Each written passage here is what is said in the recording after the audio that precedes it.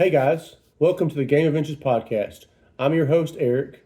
I just wanted to jump on here on this Monday after the first two rounds of the NCAA tournament and talk Sweet 16. How sweet it is.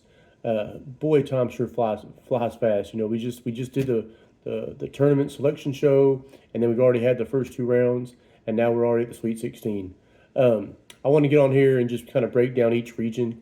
This morning, I want to start with the East region. In the East region, you have the top dogs, the UConn Huskies, playing as well as anybody could play. They are the reigning champs, and they are looking just like champions. Um, they've played almost two perfect games, in my opinion. They had a little bit of a lull there in the second half yesterday against Northwestern, where Northwestern made some shots and they weren't really executing offensively.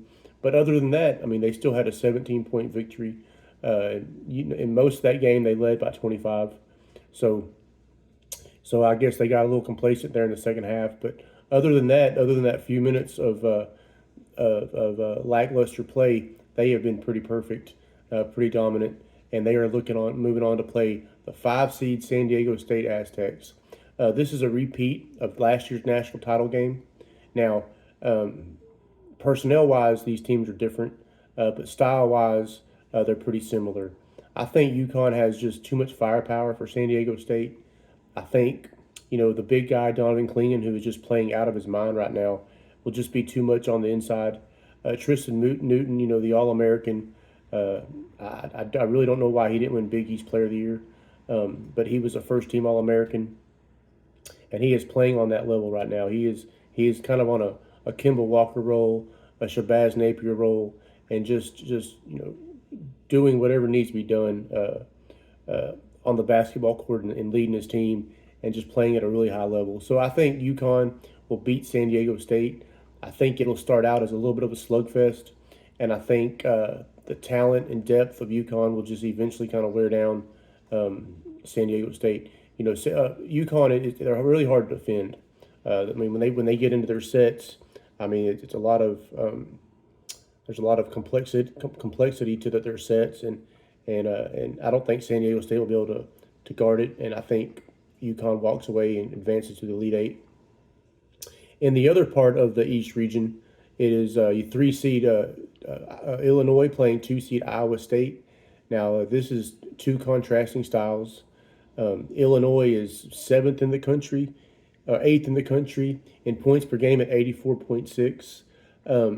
And Iowa State averages 75.5 points a game, which is 114th in the country. Now, Iowa State's really good defensively. They are the fourth-rated defensive team in the country. So this is going to be kind of like, who puts their imprint on the game. Is Illinois going to make it up tempo, or is Iowa State going to be able to slow the game down? I really think that Illinois is going to pull this one out. Illinois, they don't just score at a high clip. They're also seventh in rebounding, so they'll get out in transition and they'll keep the game pace up.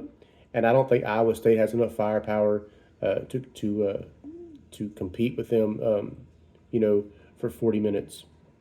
But I mean, Iowa State might try to make it a dogfight, but I really think the efficiency that Illinois has on offense and the ability to rebound the ball and get out in transition will be the difference.